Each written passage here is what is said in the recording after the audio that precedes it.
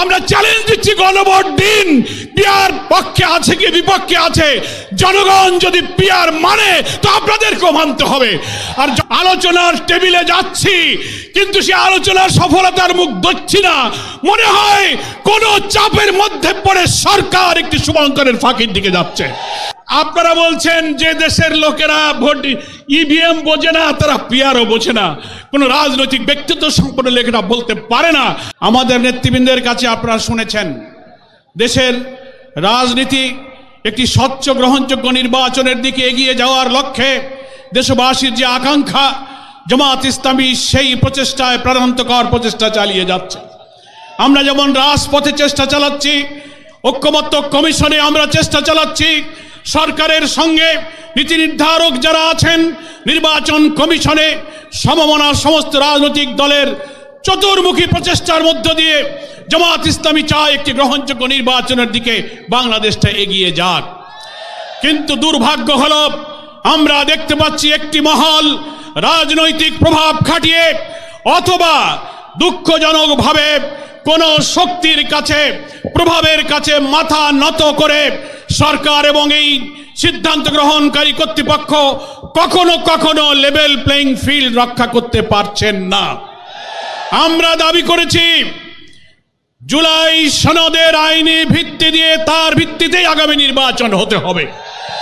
এখন একটি দল বাধার সৃষ্টি করে, প্রতিবন্ধকতা সৃষ্টি করে বলছেন এই সাংবিধানিক সংস্কার, এত সব সংস্কার নির্বাচনের আগে আইনি ভিত্তি দিয়ে সংস্কার করার কি প্রয়োজন? পরের সরকার আসবে, সেই নির্বাচিত সরকার যে সংবিধান সংস্কার করবে তার তফসিলে তারাই এই সব বিধানগুলো সম্পৃক্ত সংযুক্ত করবে। এটা হচ্ছে গণ আকাঙ্ক্ষার সাথে বিরোধিতা।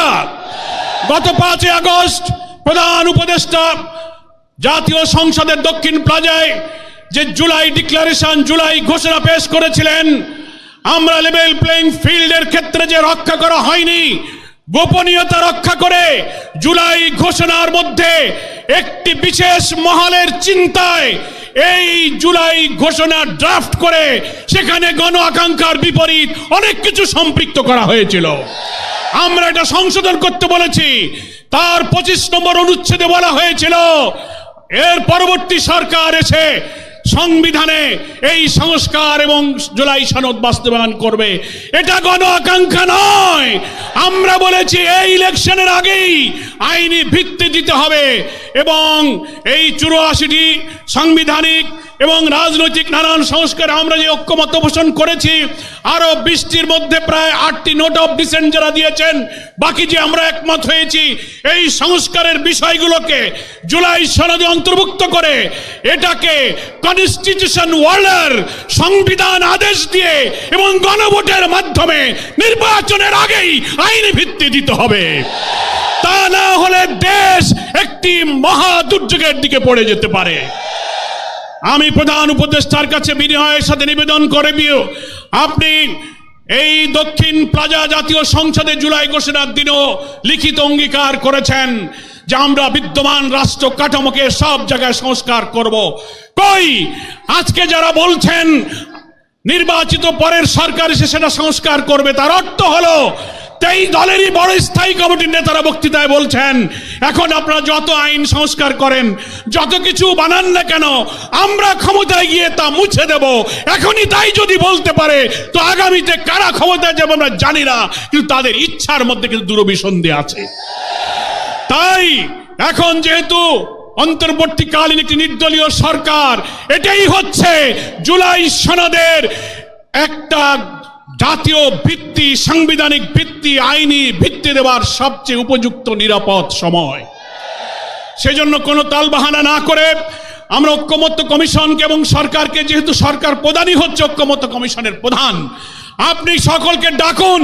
কোনো সংকট তৈরি না করে আপনি কনস্টিটিউশন ওয়ার্ল্ডারের মধ্য দিয়ে, একটা রেফারেন্ডামের মধ্য দিয়ে এখনো সময় আছে, আপনি ইলেকশন এই সনদের ভিত্তিতে নির্বাচন করুন। কেউ কেউ বলছেন না এটা করা যাবে না। অনেক সাংবিধানিক মেজর ইস্যুতে যে ভিন্ন মতগুলো রয়েছে আমরা প্রস্তাবে ঐক্যমত্য কমিশনে বলেছেন প্রধানমন্ত্রী পরপর 2 বার ক্ষমতায় থাকতে পারবে না, জুডিশিয়ারিতে প্রধানমন্ত্রীর ইচ্ছায় নিয়োগ হবে না, সাংবিধানিক পদগুলোতে নিয়োগ হবে না, সেপারেট অ্যাপয়েন্টিং অথরিটি হবে।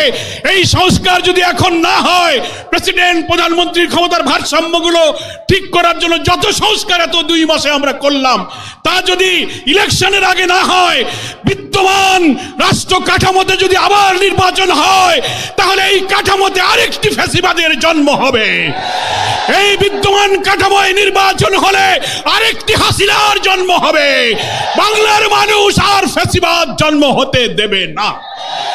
সেই জন্য লেভেল প্লেইং ফিল্ড আপনারা মেনটেন করতে পারছেন না। জুলাই সনদের আইনি ভিত্তি দিন, কনস্টিটিউশন অর্ডার জারি করুন, গণভোট দিন, ফ্যাসিবাদের দোসরদের রাজনীতি অকার্যকর করে তাদের কার্যক্রম স্থগিত করুন।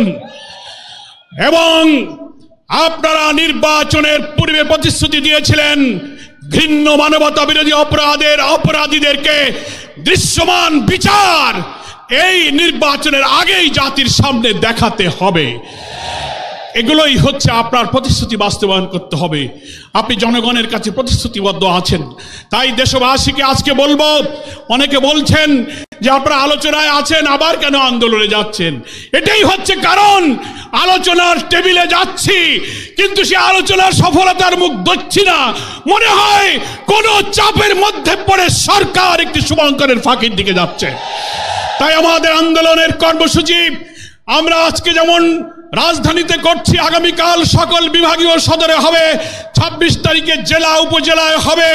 দেশবাসীকে এই কর্মসূচি বিপুলভাবে সফল করে গণ আকাঙ্ক্ষা উইল অফ দ্য পিপল, যেটা আমাদের আর্টিকেল 7 এর মধ্যে বলা হয়েছে, এর ভিত্তিতেই জুলাই সনদের আইনের ভিত্তি দিয়ে এই নির্বাচনী হতে হবে। আমরা ফ্যাসিবাদের রাষ্ট্র কাঠামো সংশোধনের জন্যই যে এত রক্ত দিয়েছি, এত জীবন দিয়েছি। এখন যদি 2 মাস 3 মাস সংস্কার করার পর একটি দল বলে এটা পরে হবে, তাহলে এতদিন আমাদের কেন পরিশ্রম করালেন? সেই জন্যই আমরা বলছি আমাদের আন্দোলন এটা রাজনীতির অংশ। It is the part of politics. আমাদের আন্দোলন জনগণের আকাঙ্ক্ষা তুলে ধরার জন্য, আমরা আলোচনার টেবিলে নিষ্পত্তি হওয়ার জন্য আশাবাদী। আমরা নিরাশ নই। দাবি পিআর মানতে হবে। 70% লোক সার্ভেতে বলেছে পিআরের পক্ষে। কমিশনে 31টি দলের 25টি দল পিআরের পক্ষে। আপনারা বলছেন পিআর খায় না, মাথায় দেয়। আপনারা বলছেন যে দেশের লোকেরা ভোট ইভিএম বোঝে না, তারা পিআরও বোঝে না। কোন রাজনৈতিক ব্যক্তিত্ব সম্পন্ন লেখা বলতে পারে না। আমরা চ্যালেঞ্জ দিচ্ছি, গণভোট দিন। পিআর পক্ষে আছে কি বিপক্ষে আছে, জনগণ যদি পিআর মানে তো আপনাদেরকেও মানতে হবে। আর জনগণ যদি বিপক্ষে যায়, আমরা জামাত ইসলামী তা মেনে নেব। কিন্তু কেন আপনারা গণভোটকে ভয় পাচ্ছেন? ভয় পাচ্ছেন কেন? পিআরের মধ্য দিয়ে যদি সকলে অংশীদারিত্বের ভিত্তিতে বেশি শক্তি, কালো টাকা মুক্ত কোয়ালিটি পার্লামেন্ট হয়ে একটি সুন্দর সরকার গঠন হয়, তাহলে যারা কর্তৃত্ববাদী সরকার ব্রুট মেজরিটি নিয়ে আরেকটি ফ্যাসিবাদী হয়ে উঠতে পারবে না, তারাই পিআরকে ঠেকাতে চায়। আসুন 5 দফা দাবির ভিত্তিতে গড়ে ওঠা এই আন্দোলনকে দাবি আদায় না হওয়া পর্যন্ত আমরা অব্যাহত রাখার অঙ্গীকার করে আজকে রাজধানী ঢাকার এই সমাবেশ থেকে বিদায় নিয়ে এখনই বিক্ষোভ মিছিলে যোগদান করব। আল্লাহ হাফেজ। বাংলাদেশ জিন্দাবাদ।